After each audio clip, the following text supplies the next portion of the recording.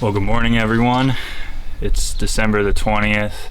It's a Sunday, and I didn't get a chance to get out go hunting this morning, so definitely got a lot of work to do with these Euro mounts that I do. So getting started on those today, and I'm just gonna walk you guys through on how I do it. I just do the boiling method. Just think it's a lot quicker, it's a lot cleaner, and the end product is awesome. So I'm gonna take you through the supplies that I have first, and everything that you're gonna need to do it, and then we'll get started on it. Here are all the supplies, almost all of them, that I'll be using today for these Euro mounts. Some kind of brush. This is a grill brush. This is really important. Some kind of really sharp blade. This is just like a crafting knife. A smaller brush. Screwdrivers, I think, are the best to get into those hard to reach places and the tougher cartilage areas. Oxi Clean, zip ties, some kind of needle nose pliers, a brush, electrical tape, saran wrap, some kind of steel wool, something to rub the skull when it gets to that cleaner stage, and the last steps, some kind of hardwood finishing for your wood floors. So I'll explain that a little more when we get to that. That's towards the end. Then of course I have a turkey fryer, propane tank, and a large bucket that you can fit at least one skull in. I can do two at a time in this bigger one. And like I said, all this can be found in like any kind of general store. Walmart is where I got most of this stuff. Even the turkey fryer on Thanksgiving, you can find them in there. But the last and I think the most important ingredient, this is in just a bucket right now, but this is 40% by volume hydrogen peroxide and water. It's a 50-50 mix of water and the peroxide. And this is what will give this skull its nice white look at the end. So this is really important if you're looking for that beautiful white Euro mount. This is the only thing you really need to start with, and the most important thing is getting all of the flesh and the meat as much as you can off of the head before you start boiling. It'll pay dividends in the long run. So gonna get started. This is the longest process, the most painstaking part, but it goes by pretty quickly if you got a nice sharp blade on you. Okay, like I mentioned, I have two skulls to do today, but for this video I'm just going to be focusing on this one skull and walking you through it. If you have a skull like this where there's a little more meat, I always bring out a bigger knife just because it's a lot easier to get into there. But first things first, you're going to want to take the whole hide off and get down to that neck connection to the skull, and that's where you'll be separating it. So let's get started on that.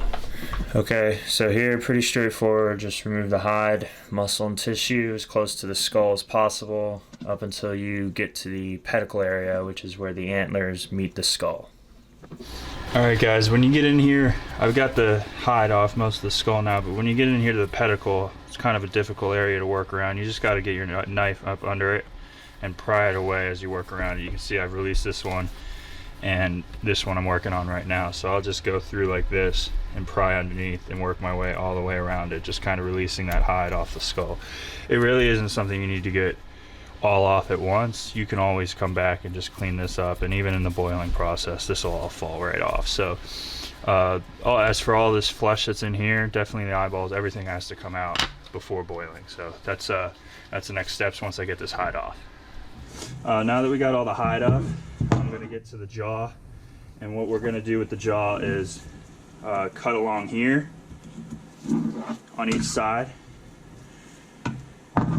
and then work from the back, because the jaw runs like this, here and here, and release the back, and then you just got to use brute force and just separate this jaw and cut away the back of the throat area. It's going to be attached there as well, so I'll try to walk you all through that.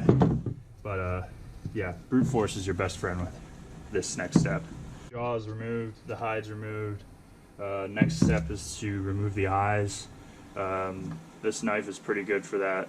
If you can't get deep enough in it, you can always use a longer fillet type knife, but this definitely gets the job done. Once I get the eyes out, I'm going to get to the back here and just work around all these little nooks and crannies, getting these big chunks of meat off. And remember what I said in the beginning, the more meat you can get off right now before boiling, the better time you're going to have in the next steps of this process. So getting the eyes out and then the rest of the meat, and then we should be able to throw it in the pot. As you can see, a lot of the meat, main parts, is removed, or have been removed. There's a lot of meat that's in here behind the eyes that you should be getting out before you put it in the boil. As for this part, the roof of the mouth will just pretty much peel off when you do your first boil on it. And the first boil should really release a lot of this, and you should get a lot of progress after the first boil. So I'm going to go throw it in there, and while I'm waiting for the water to boil up, I'm going to get started on my second head, but this one's ready for the water. Okay, we got the propane going on this water. It should start boiling in just about 20 minutes. But one thing you want to add before it starts boiling is some Oxi Clean. This is the powder version I just got from Walmart, but it comes with a scooper. I usually do like a half a scoop for a full bucket of water. So that ought to be enough, and I just poured it in there. And what this is going to do is help to degrease the skull, so that you don't have a greasy skull when you're finished boiling it. Alright guys, the water's hot enough now. Usually once I'll see boils start coming up, I'll turn the heat way down, and then I'll put the skull in and keep that low boil. I don't want a nice high rolling boil. When you put your skull in, usually you don't want to boil it too long. If you boil it a little too long, it will damage the bone. But if you just keep an eye on it, and once this skin starts to split a little or separate from the skull on the top here, that's when you know it's probably ready. This one's going in, the next one's almost ready, so hopefully by the time the skin starts splitting on this skull, I'll be able to throw the second one in. So going in the water now.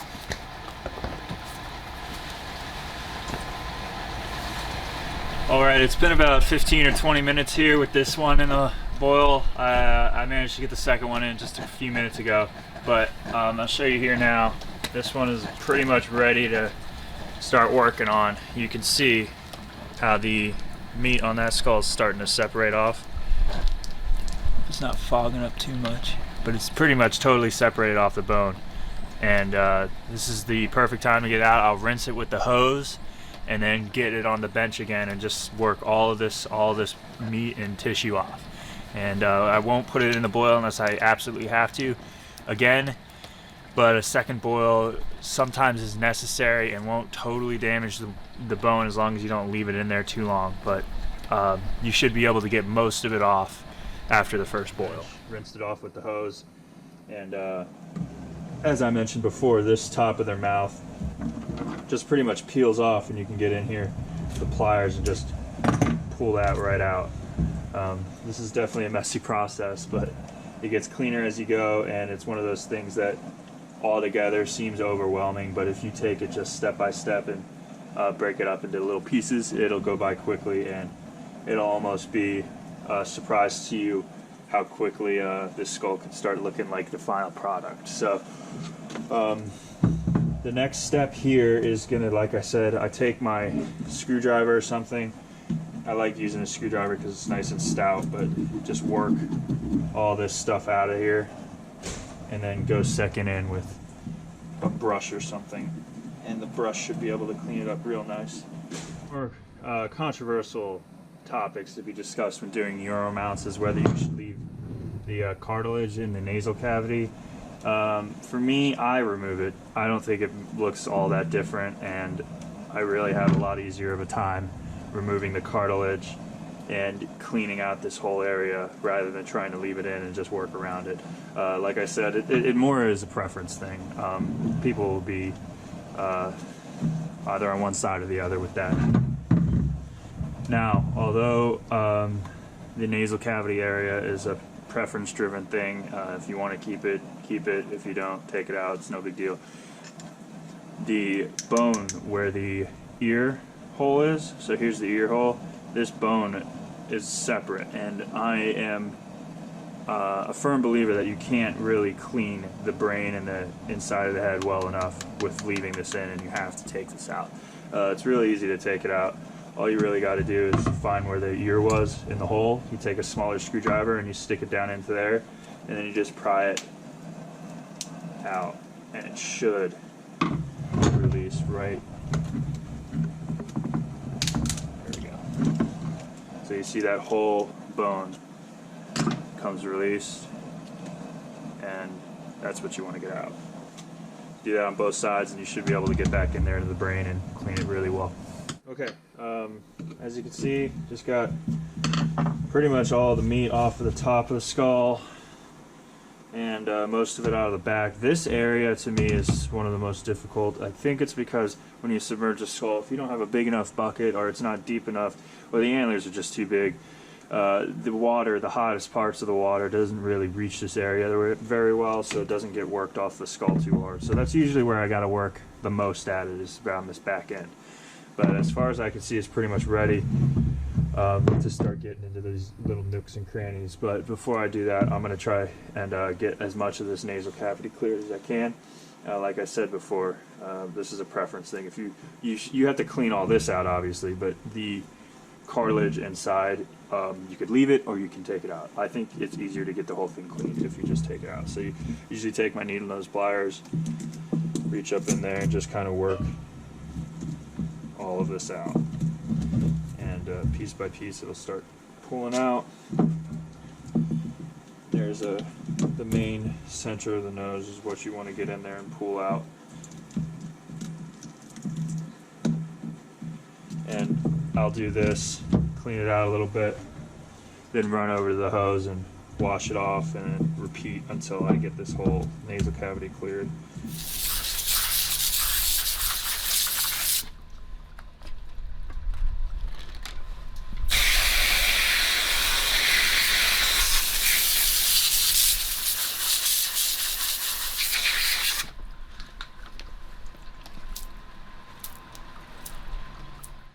Okay, this skull is pretty much cleaned up. As you can see, the navel cavity is pretty cleared out there, and got most of the flesh off of the head. This back area is still kind of tough, so if you run into any spots like this or any places where you're seeing red meat, definitely throw it back in the water for a few more minutes and try to get that worked out of there. But the next steps are going to be working on getting the brain out of this hole. And one piece of equipment that I forgot to mention you should have is a drill with a larger drill bit. This is a 5/8 drill bit, and if you go in right where the ear bone was on each side and just drill straight into the brain cavity there, it'll make removing that brain sac a lot easier. So that's something I definitely recommend doing, and it's something that won't affect the way the deer is displayed, because you're going to be looking at it this way. You won't even ever see what's on the back side of this deer's head. So definitely recommend doing that if you have any trouble getting the brain out. So I'm going to go ahead and drill in on each side.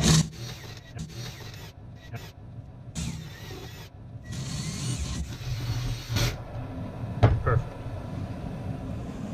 Alright, try working the brain out now. The brain sits in this sac that lines the inside of the head, and you definitely got to get all that out. It's kind of stuck in there usually, so I don't have a long pair of forceps. Those would definitely be nice to have, but the pliers work just fine. Now I'll just work the rest of this brain out of here and run it through a few rinse cycles, maybe drop it in the water one more time, and it'll be ready for the peroxide mixer. Okay, so once the skull is completely cleaned and ready for the peroxide, you need to find a way to protect the antlers from the bleach.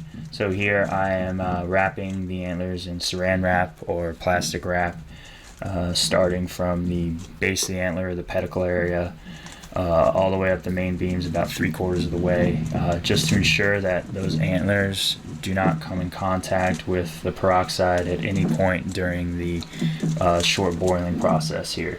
So once you've tightly wound each antler, you want to take your electrical tape and start at the base of the antler just above the pedicle and tightly wrap the antler 3 to 5 times there, and then as you're wrapping, continue to spiral your way up the main beam up until you get to the end of your saran wrap, just kind of sealing it all together.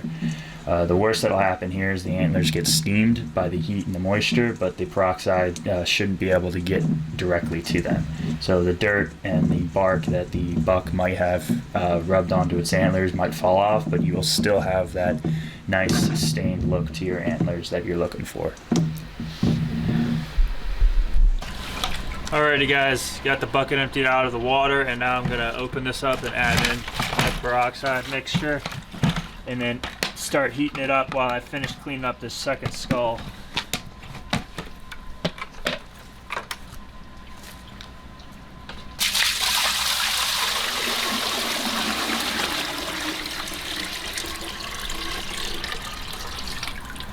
Again, this is just water and the liquid hydrogen peroxide, 40% by volume, which Walmart says they have, but you can also find at any beauty salon store. This is the liquid, not the cream. There's a way to do this with the cream, but I like the liquid better. Just think it's quicker. So I'm gonna get this heated up and then finish up that skull, and then I'll put them both in here.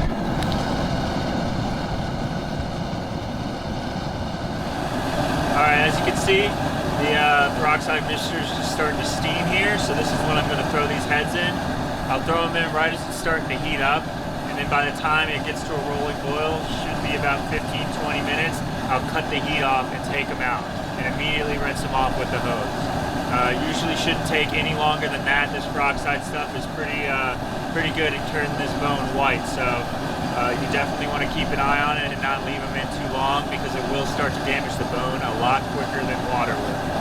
So like I said, 15-20 minutes in the bath, and then wash them off the hose, and they should be good to go. So let's get started.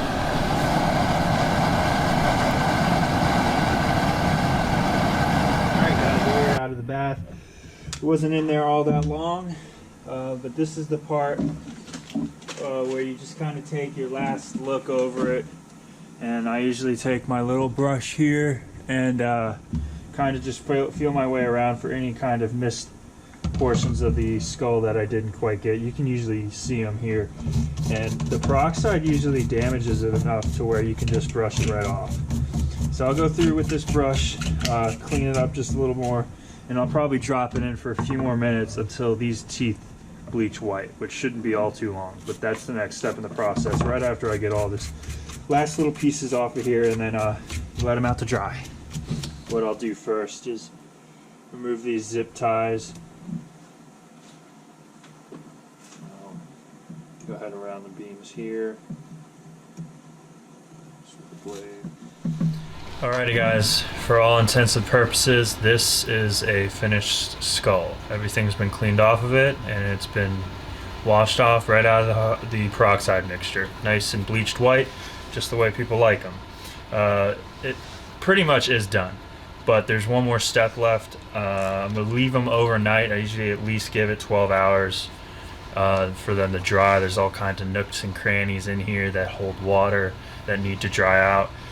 And I'll return to it tomorrow, touch up a couple of areas that I may have missed, and then put that hardwood flooring polish on it. It has like an orange smell to it, which is a lot better than the peroxide water smell it has right now. And it'll also help prevent dust accumulation over the weeks, months, years, however long you have it up. And it'll give it a nice sheen, which is a really nice look up on the wall. So again, 12 hours tomorrow morning. I'll come check on them. I got a nice little fan set up here for both these skulls that should help them dry out. And I'll see you guys tomorrow with the last steps of the Euro mount. Alright everyone, it's the next day. Just got home from work and left this dry for about 24 hours, and the bone has totally dried, and as you can see it's a very bleached white, which is what I'm looking for. However, I did mention yesterday that some of the peroxide seeped through and got to the pedicle here, so just going to take a moment to show you guys how to fix that. You just use wood stain. I have this Minwax Provincial stain here, and all I do is you want to make sure that the skull is far away from this, because if you get any of this stuff on the actual bone, you probably will not get it off. The lid off, and usually with the residual stain that remains on the lid, I can get it done. This isn't really bad at all, and it's on a pretty solid spot, so I just take Q-tips and dab the lid here, and then I'll just touch up the area that got bleached. Okay, now that we've gotten that little stain taken care of, we got the last stuff out here that we're going to need. I usually just take this stuff and pour it into a little container, cup. Got a bowl here, and doing 2 skulls, so pour plenty in there. And when you apply this, just be real liberal with it. It won't affect the skull none in a bad way, at least. Just take your paintbrush and just go to town.